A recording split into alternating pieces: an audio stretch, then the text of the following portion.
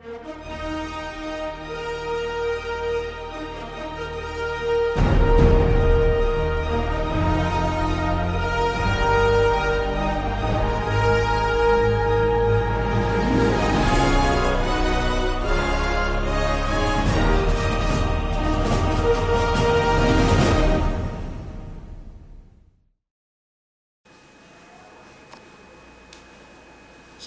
teman-teman sekalian yang dikasih dalam Tuhan kita Yesus Kristus. Kembali lagi dalam video kali ini kita akan bersama-sama belajar pendidikan agama Kristen. Dan untuk kali ini kita akan belajar di kelas 9 SMP. Mari kita berdoa. Terima kasih Tuhan atas penyertaan-Mu pada kami. Dalam video kali ini kami akan belajar tentang pendidikan agama Kristen dan kebenaran firman-Mu. Tuntun kami Tuhan dari awal hingga akhir video pembelajaran ini agar kami dapat mengerti dan dapat menerapkannya dalam kehidupan kami sehari-hari. Kami berdoa dalam nama Yesus Kristus. Amin. Sebelum saya masuk dalam pelajaran kali ini, saya perkenalkan buku seperti ini bukunya. Mudah-mudahan kelihatannya teman-teman. Pendidikan Agama Kristen kelas 9 SMP, terbitan BPK Gunung Mulia, kurikulum 2013, edisi revisi. Landasan Alkitab kita di bab yang ketiga ini masih dalam semester ganjil bab 3. Landasan Alkitabnya adalah Injil Yohanes pasal 17 ayat 20 sampai 26.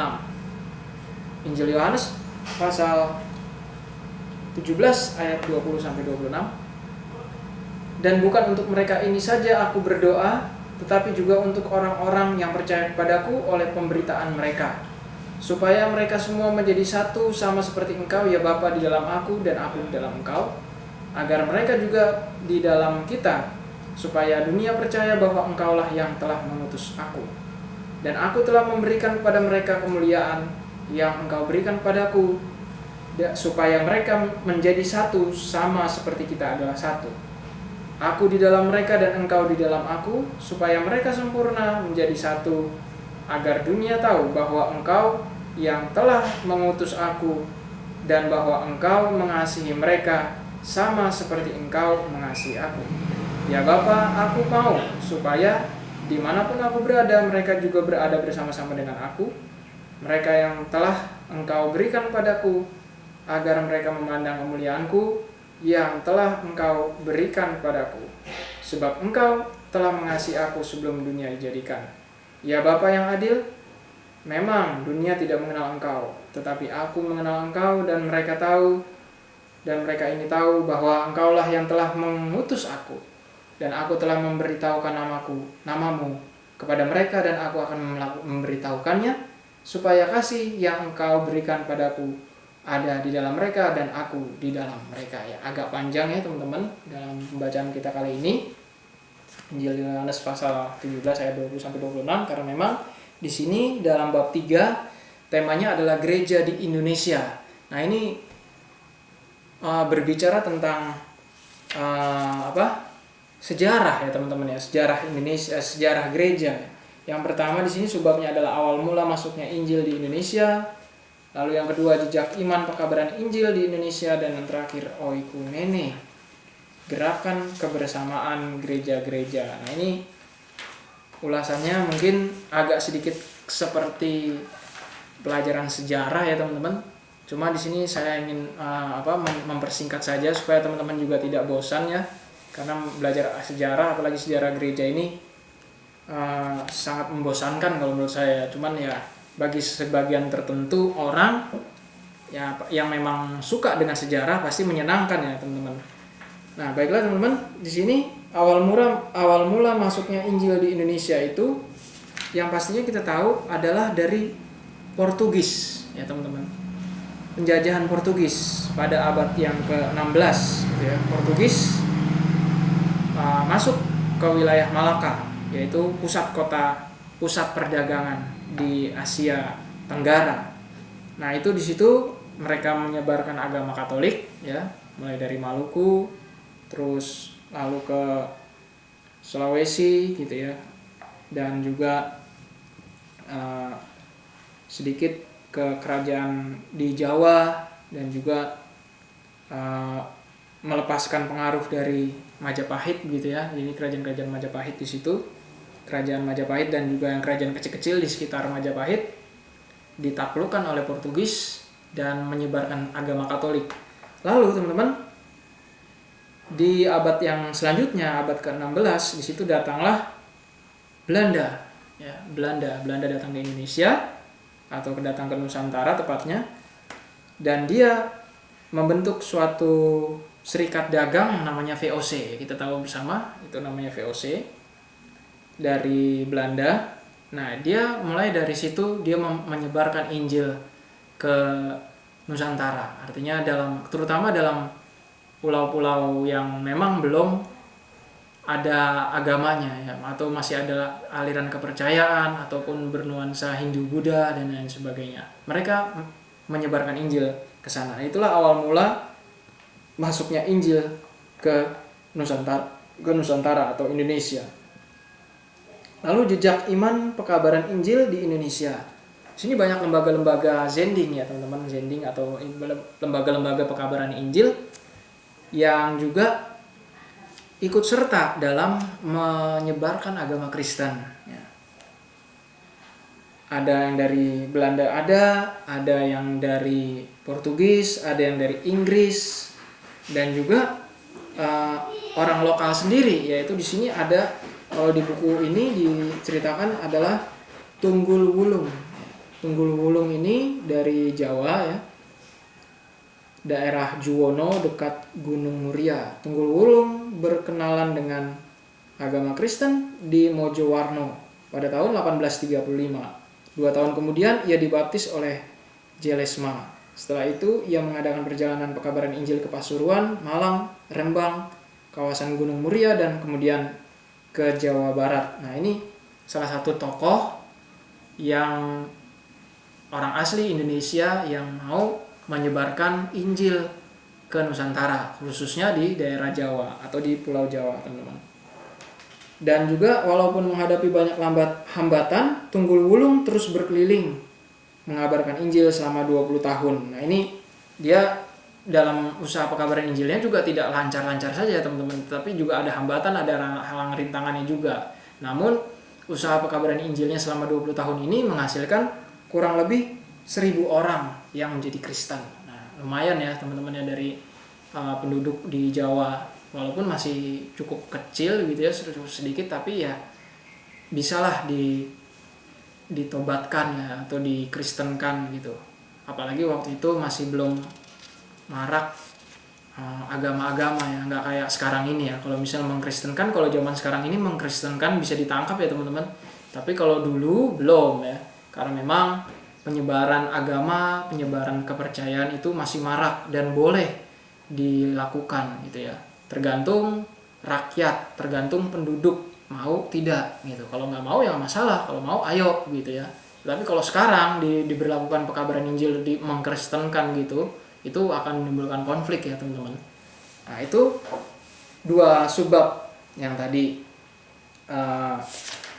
awal mula masuknya Injil ke Indonesia dan juga jejak iman pekabaran Injil di Indonesia. Saya tidak terlalu banyak mengeksplor tentang sejarah gereja di Indonesia, teman-teman. Kalau misalnya teman-teman mau lebih memfokuskan atau mungkin suka dengan sejarah gereja di Indonesia, silakan teman-teman juga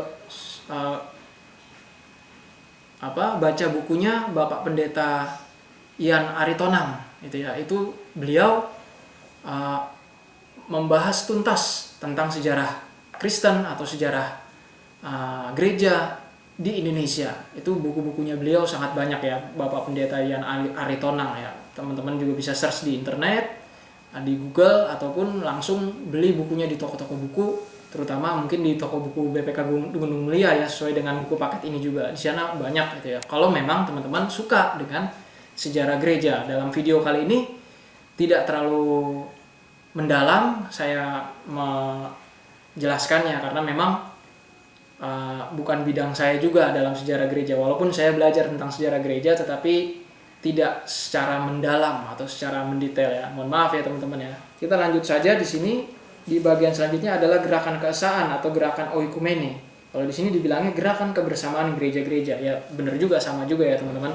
Yang namanya ekumene itu yang pastinya adalah gerakan keesaan atau kebersamaan antar gereja. Jadi banyak gereja-gereja di sini di Indonesia khususnya yang beraliran atau mungkin denominasi gereja yang secara kesukuan gitu ya, secara gereja suku atau gereja tradisional gitu. Nah, itu kan banyak ya teman-teman. Di PGI sendiri ada 89 sinode ya, 89 denominasi gereja, 89 loh, jangan salah teman-teman ya, banyak sekali kan. Nah, itulah bagaimana PGI mengakomodir semuanya ya kan.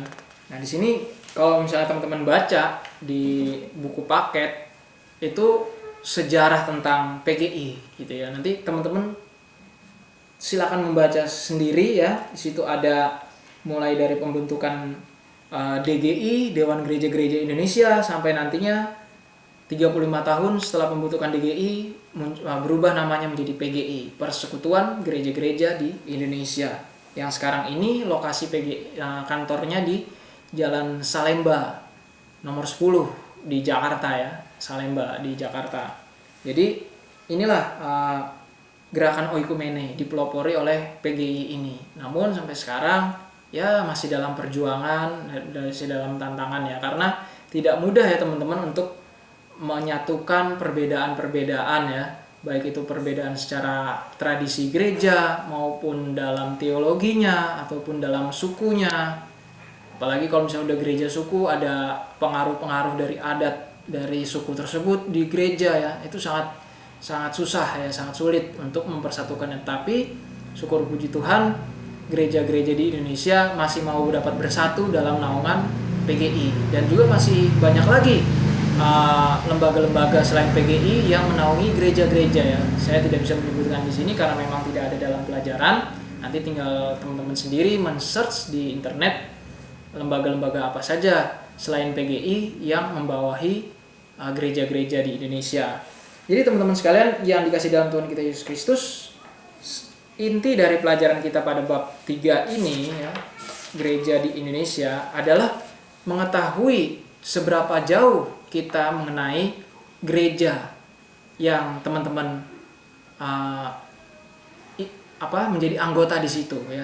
Misalnya gereja apa, misalnya teman-teman GKI, GPIB gitu ya, HKBP mungkin kalau yang orang-orang Batak ya, ataupun GKP yang untuk orang Sunda ya, dan masih banyak yang lain ya. Ini gereja khusus gereja Protestan ya. Kalau gereja Katolik ya mungkin di bawah KWI, cuma di sini tidak dijelaskan KWI ya. Jadi kalau yang teman-teman yang beragama Katolik pasti wadah kebersamaannya adalah Konferensi Wali Gereja Indonesia atau KWI. Nah, di sini khususnya PGI dulu gitu ya. Nanti mungkin di kesempatan yang berikutnya ada KWI nanti. Jadi teman-teman, intinya adalah tadi ya, bagaimana kita bisa mempersatukan gereja, mau bersatu, gereja yang bersatu seperti doa Tuhan Yesus kepada murid-muridnya supaya mereka menjadi satu. Dan juga yang pertama tadi saya juga udah bilang, kita mengenal gereja kita secara dalam sejarahnya gitu. Teman-teman bernaung di gereja mana, beribadah di gereja mana, nah, teman-teman harus mengetahui sejarah gereja teman-teman masing-masing gitu ya. Jadi teman-teman sekalian yang dikasih dalam Tuhan kita Yesus Kristus, itulah inti dari pokok pembahasan kita. Inti dari pokok pembahasan kita artinya yang namanya kita menjadi gereja bukan juga gedung, tetapi gereja itu adalah orang gitu ya. Kita satu pribadi-pribadi kita ini adalah gereja teman-teman ya. Jadi gereja nanti kita akan membahas lebih lanjut di bab selanjutnya, di bab 4 ya, aku dan gerejaku gitu ya. Kalau bunyi temanya seperti itu ya, aku dan gerejaku. Nanti lebih mendalam lagi di bab selanjutnya, di video selanjutnya. Untuk mengakhiri teman-teman, saya akan memberikan pertanyaan seperti biasa.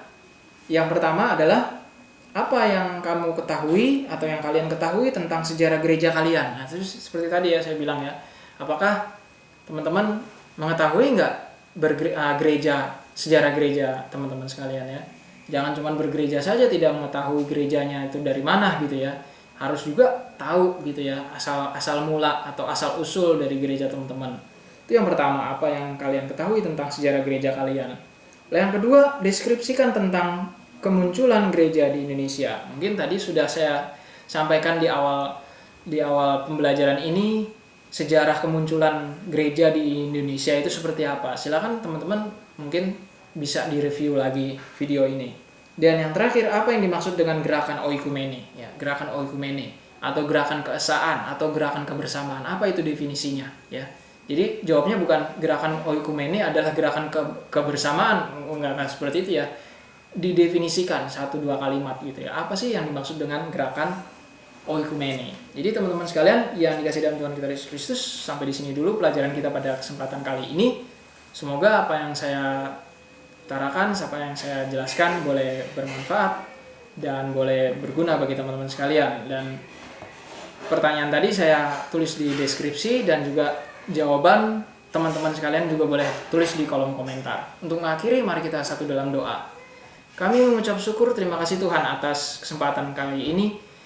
Tuhan sendiri juga boleh mengajarkan kami tentang sejarah gereja di Indonesia. Walaupun kami masih belum paham ataupun belum menguasai tentang sejarah gereja kami, namun melalui kekuatan Roh-Mu yang kudus, kami dimampukan untuk mengetahui seberapa jauh perkembangan gereja di Indonesia, dan terutama atau khususnya di Indonesia dan juga gereja kami secara khusus. Inilah doa dan permohonan kami Tuhan. Terima kasih atas penyertaan-Mu dalam video kali ini. Kami berdoa dalam nama Yesus Kristus. Amin. Baiklah, terima kasih teman-teman yang kasih dalam Tuhan Yesus Kristus.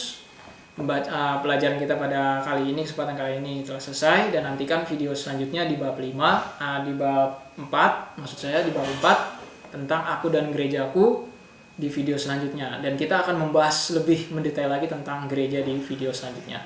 Terima kasih, kiranya Tuhan kita Yesus Kristus memberkati. Shalom.